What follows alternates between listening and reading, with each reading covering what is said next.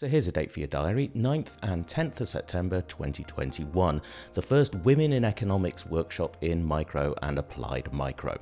It's a collaboration between CEPR and the University of Cologne with the support of ECONtribute. So who's on the agenda and what research will you learn about if you sign up? Welcome, Anna. Hello, Tim. And hello, Pia, as well. Hello, Tim. Thanks for having us. Now, you're both on the programme committee for this conference. Tell me, what's the aim of the conference here and how did it come about? Whose idea was it? So indeed, that's right. We both are on the programme committee. The aim of the conference is really to bring together female researchers working in the areas of applied microeconomics and microeconomics overall, to learn about and to promote their research. And also, importantly, I think, to provide a platform for interaction and networking so we can all meet up and talk and discuss and connect. Well, this idea really came up during a conversation that followed one of the seminars of the CEPR's Women in Economics seminar series, which I think has been a really great initiative and very helpful to many of us.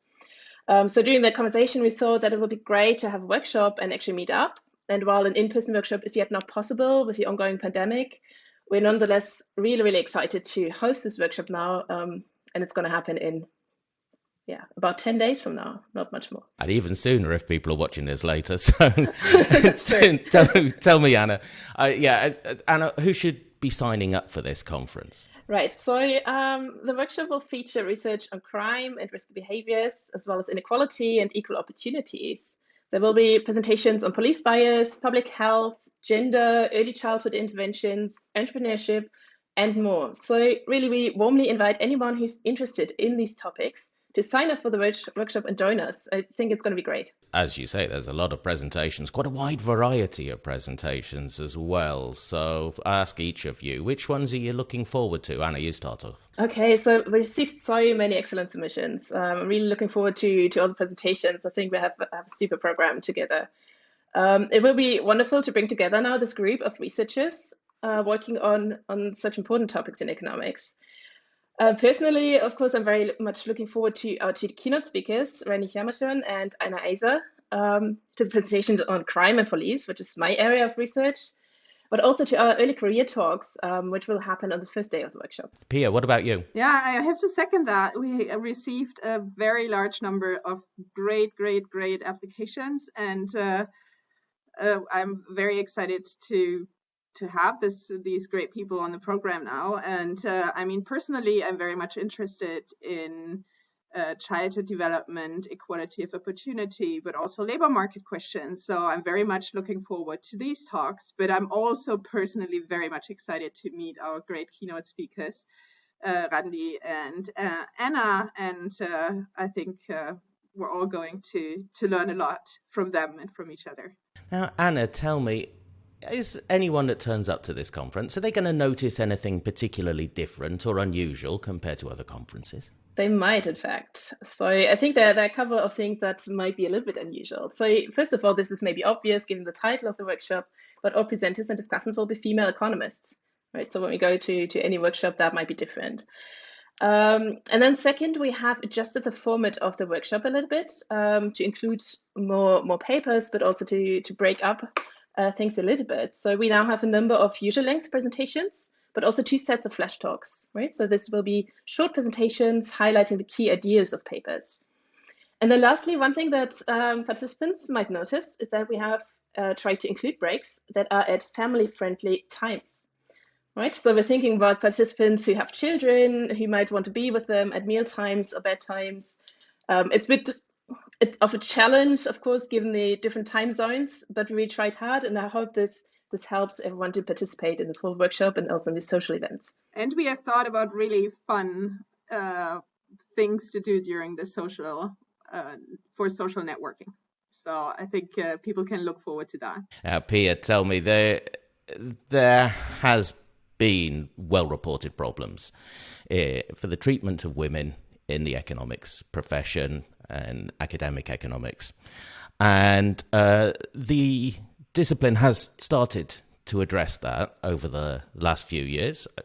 This conference and the Women in Economics initiative is part of that. I mean, so there has been some progress, but has there been enough progress? Have we moved quickly enough? Yeah, Tim, that's a really good question. So I think we made a lot of progress in generating awareness, as you're saying. So I think, this is coming to people's minds that, women are generally underrepresented in economics, that there tends to be some disadvantage towards women as regards, for example, biases during presentations, how women are treated when they give economic seminars, biases in the publication process, biases in hiring.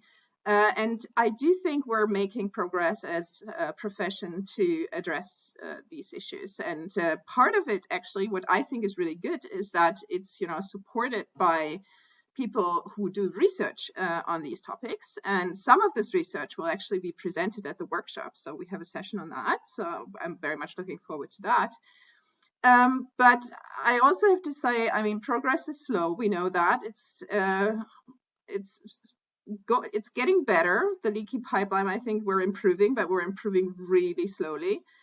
I think change requires a lot of change in institutional structures, but then also, change in social and cultural norms. And we know also from research that such change can be really slow.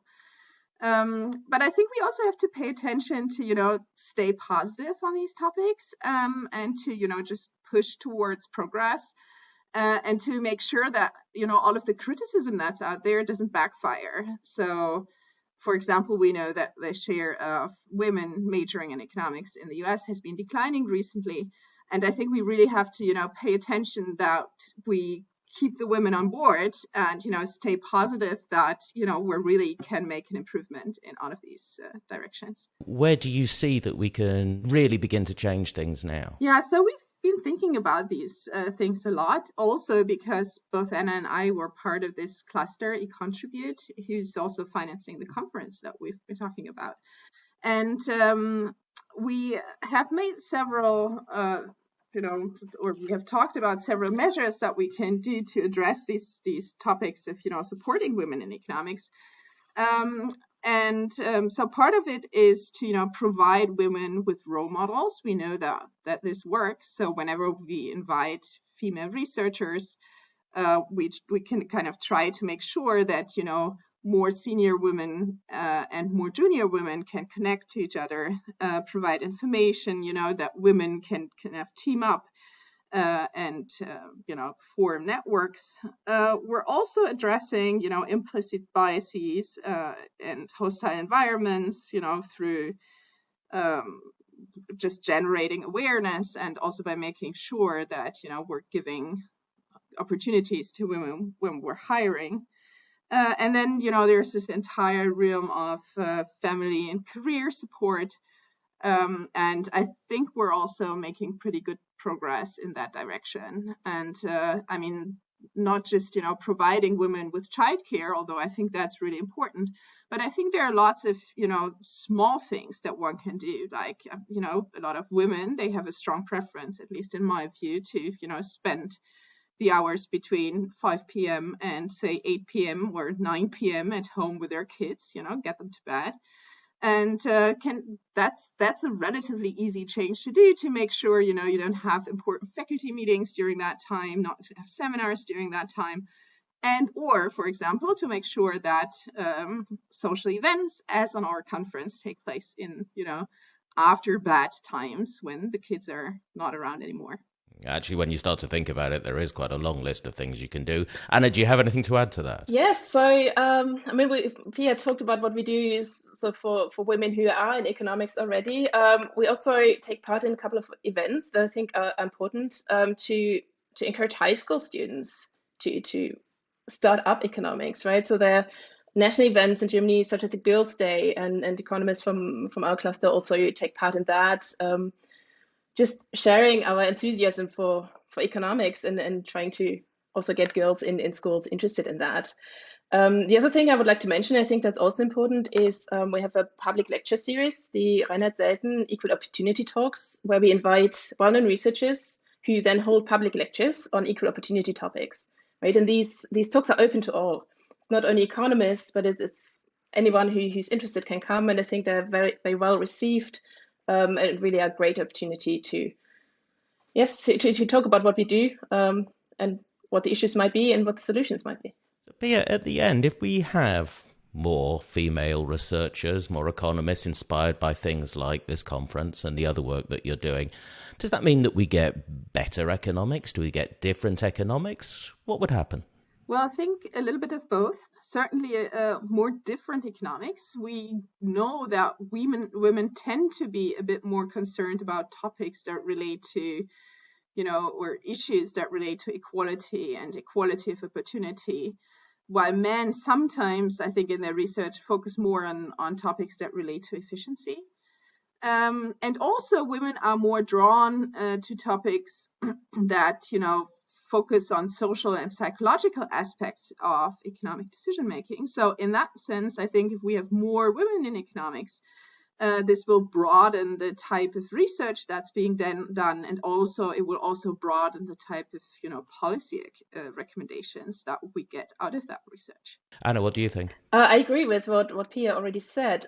One aspect I would like to add here is that I think even if we sort of have the same research interest, right, we as women and men, I think that there might be more perspectives, right? So when we increase diversity in economics, we have more perspectives on the same topic, more ideas, and increased creativity. And I think that will make economics better overall. And the final thing I would like to add is we talked about, we talked about female economists here, but I think similar things or the same things hold for any underrepresented group. So in terms of equal opportunity, I think that extends beyond saying gender equality.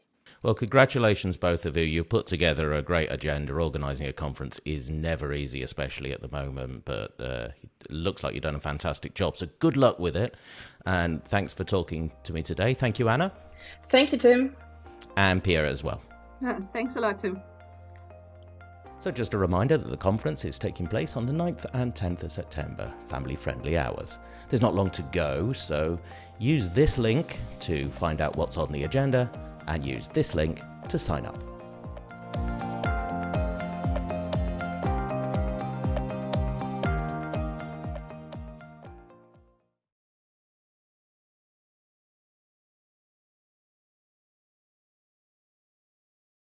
So here's a date for your diary, 9th and 10th of September 2021, the first Women in Economics workshop in Micro and Applied Micro. It's a collaboration between CEPR and the University of Cologne with the support of ECONtribute. So who's on the agenda and what research will you learn about if you sign up?